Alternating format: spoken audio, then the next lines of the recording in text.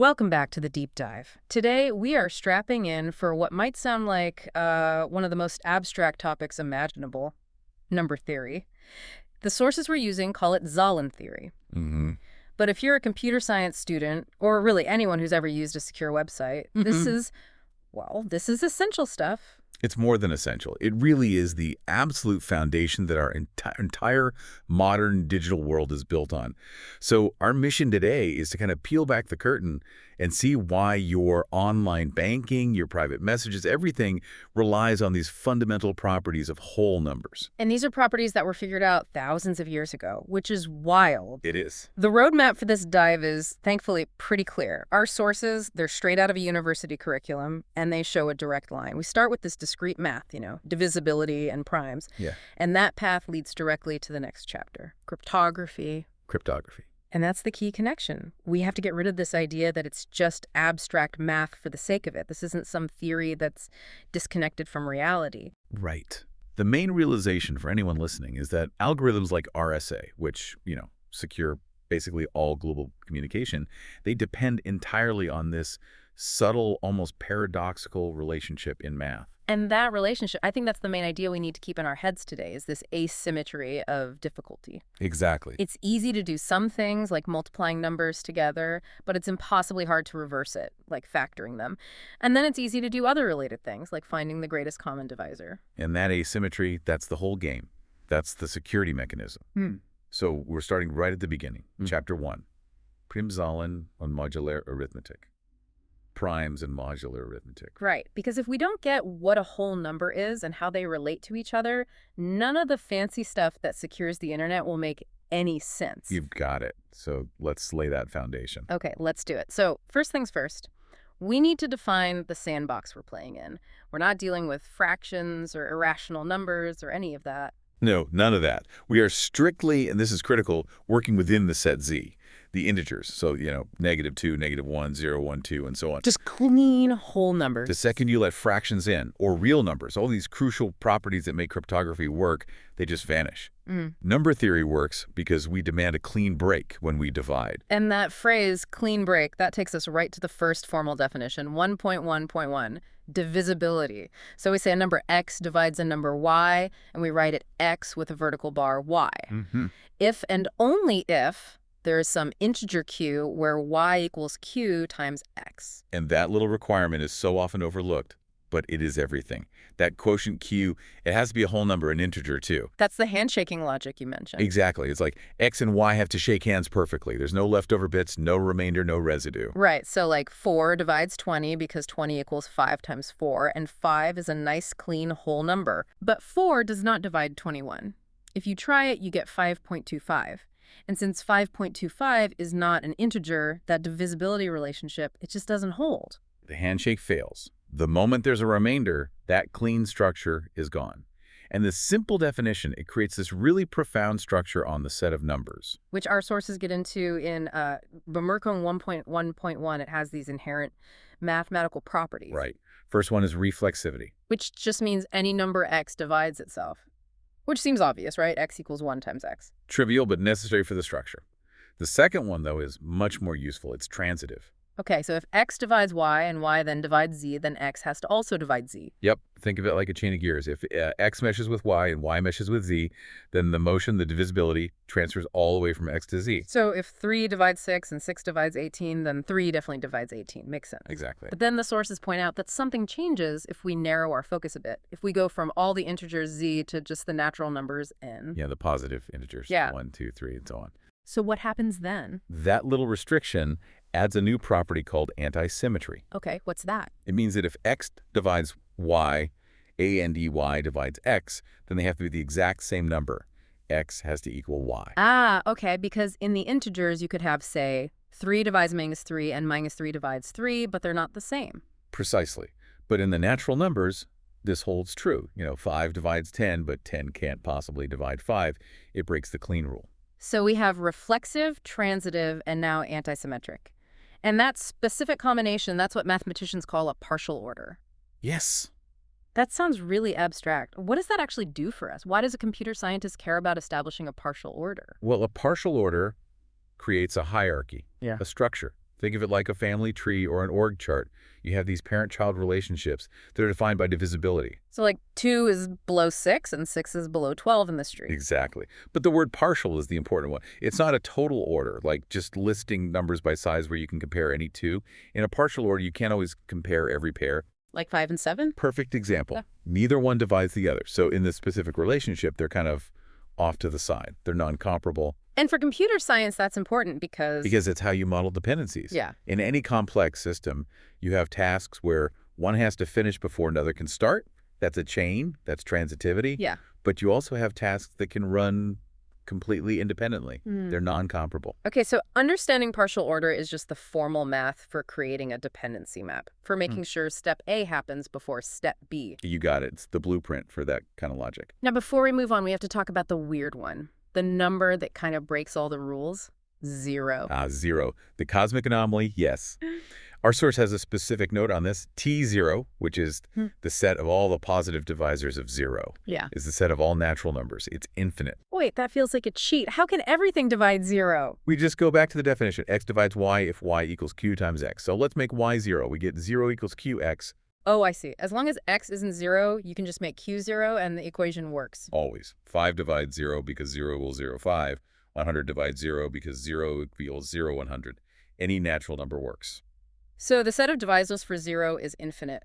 But the sources say that as long as the number itself isn't 0, the set of divisors is finite. And thank goodness for that.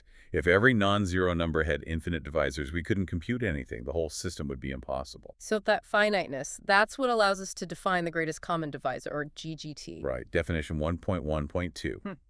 The set of common divisors, TXY, is just the intersection of their two individual sets of divisors. It's the numbers they both share. Yep. And the GGT is simply the biggest number in that shared set. It's the largest number that fits cleanly into both x and y.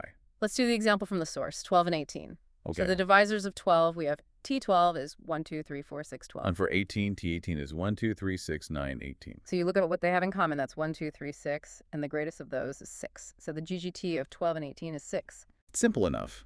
But this is the by hand method.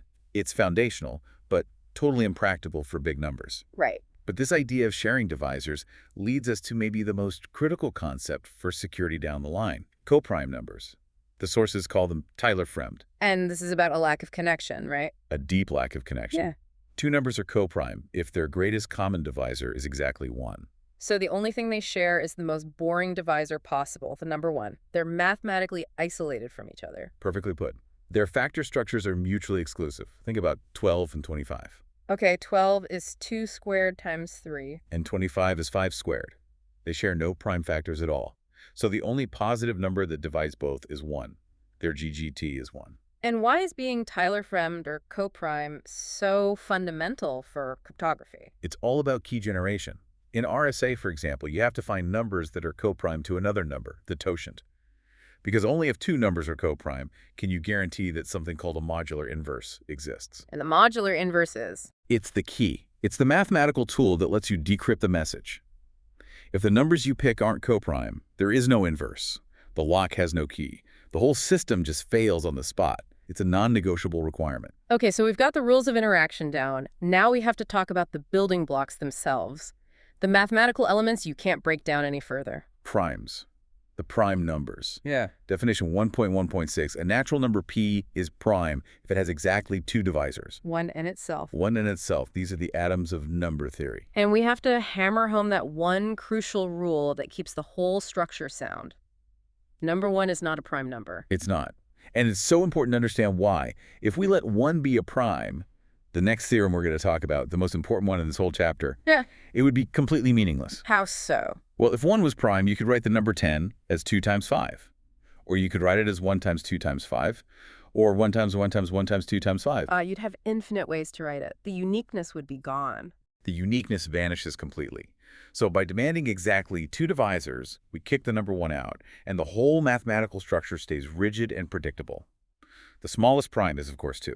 So why are these primes so important? It's because they give every number a unique identity, like a fingerprint. And that's the power of the fundamental theorem of arithmetic. SATS 1.1.7. This is it. This is the moment we discover the DNA of numbers. The theorem says that every natural number, n, greater than or equal to 2, can be written uniquely as a product of prime numbers. Uniquely. That unique product is its prime factorization. In German, Primfaktorlegung, Let's focus on that word uniquely. Why is that the most critical word in this entire deep dive? because it means certainty. Mathematics is built on certainty. If I give you the number, say, 10,000, you know for a fact that its unique fingerprint is 2 to the 4th times 5 to the 4th. There's no other combination of prime numbers that will ever multiply to 10,000. The order doesn't matter, but the component list is fixed. It's immutable. It's like saying every chemical compound is made of a unique combination of elements from the periodic table. For numbers, the primes are the elements. And if we didn't have that guarantee? The whole thing would crumble.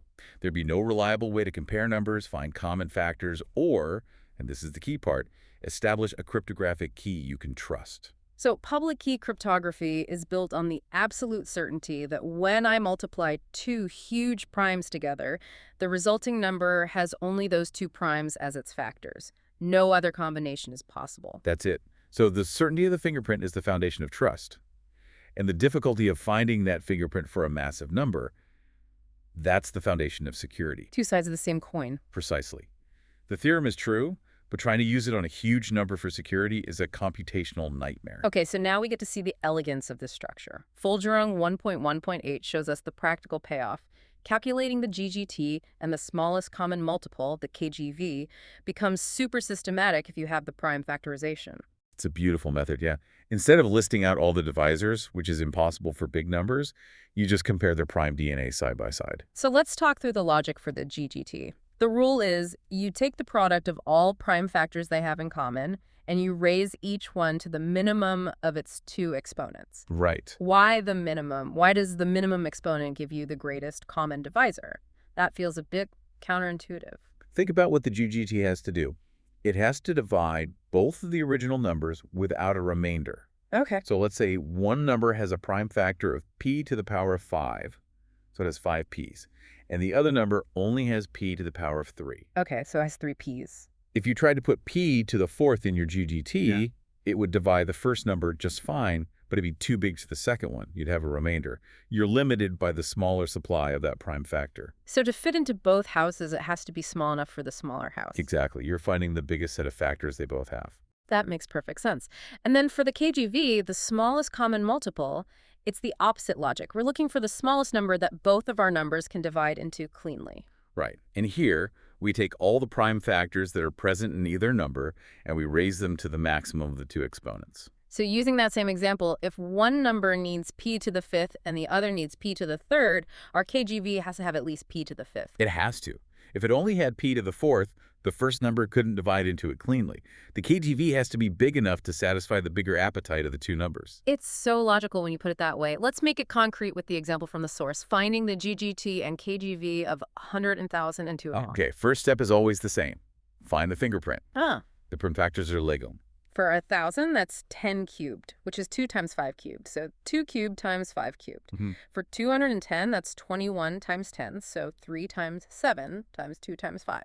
That gives us 2 to the 1, 3 to the 1, 5 to the 1, and 7 to the 1. Right. And to make it easy to compare, let's write them out with all the primes that appear in either number, using a 0 exponent if one is missing. Good idea. So 1,000 is 2 cubed, 3 to the 0, 5 cubed, 7 to the 0. And 210 is 2 to the 1, 3 to the 1, 5 to the 1, 7 to the 1. Okay, for the GGT, we apply the minimum rule. For the prime 2, we have exponents 3 and 1. The minimum is 1, so we have 2 to the 1. For prime 3, exponents 0 and 1, minimum is 0, so 3 to the 0, which is just 1. For 5, exponents 3 and 1, minimum is 1, so 5 to the 1. And for 7, exponents 0 and 1, minimum is 0, so 7 to the 0. So our GGT is 2 to the 1 times 5 to the 1, which is 10. That's super clean. Now for the KGV maximum rule, for 2, the max of 3 and 1 is 3, so 2 cubed. For 3, max of 0 and 1 is 1, so 3 to the 1. For 5, max of 3 and 1 is 3, so 5 cubed. And for 7, max of 0, 1 is 1, so 7 to the 1. So the KGV is 2 cubed times 3 to the 1 times 5 cubed times 7 to the 1, which is 8 times 3 times 125 times 7. That's 21,000.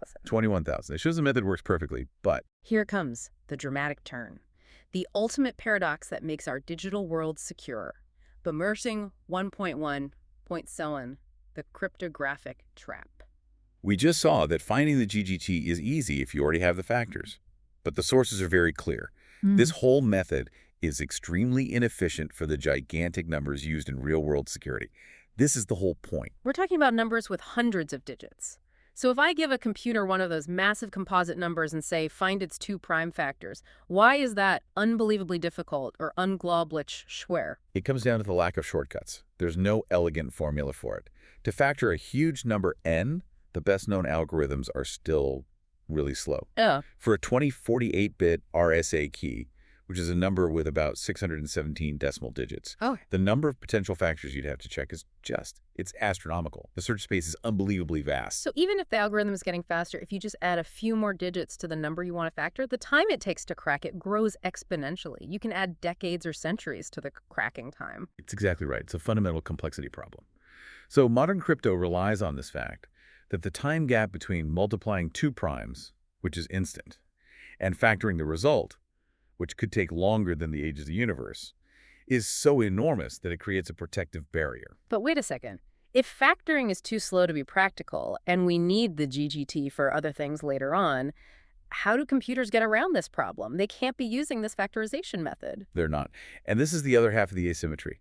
The security is built on factoring being hard, but the efficiency of the system is built on something else entirely. There's an ancient, brilliant algorithm that finds the GGT without ever needing to know the prime factors. And that's our sneak peek at the next topic, the Euclidean algorithm. That's the one.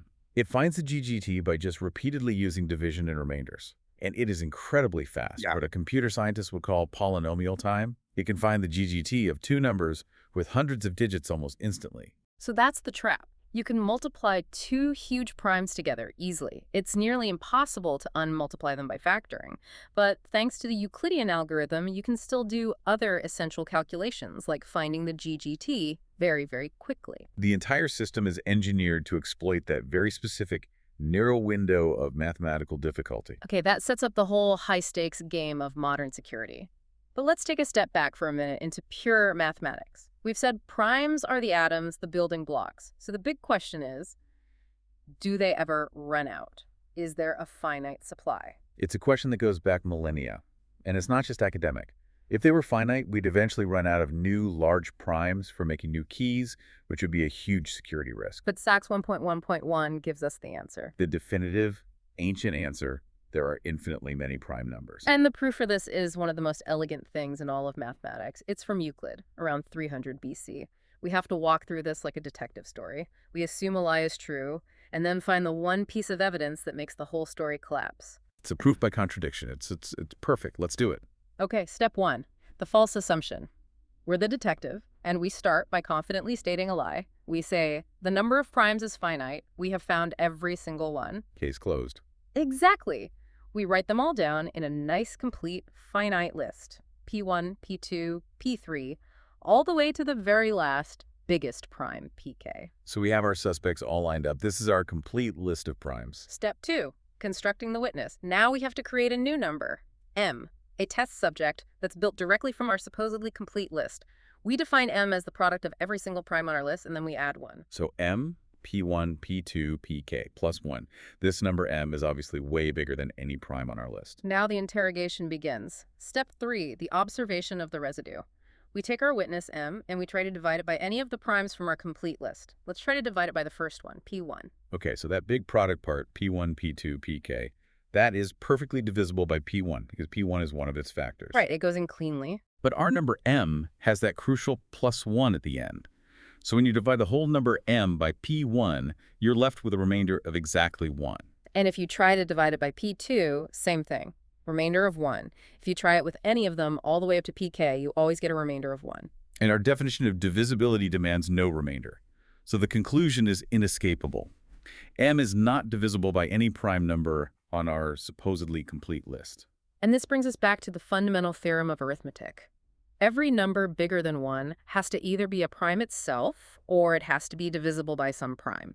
M is definitely bigger than 1. It can't just exist in a void with no prime factors. So, step 4, the contradiction. M has two possibilities. Possibility AM is itself a brand new prime number that wasn't on our list. Or possibility BM is a composite number.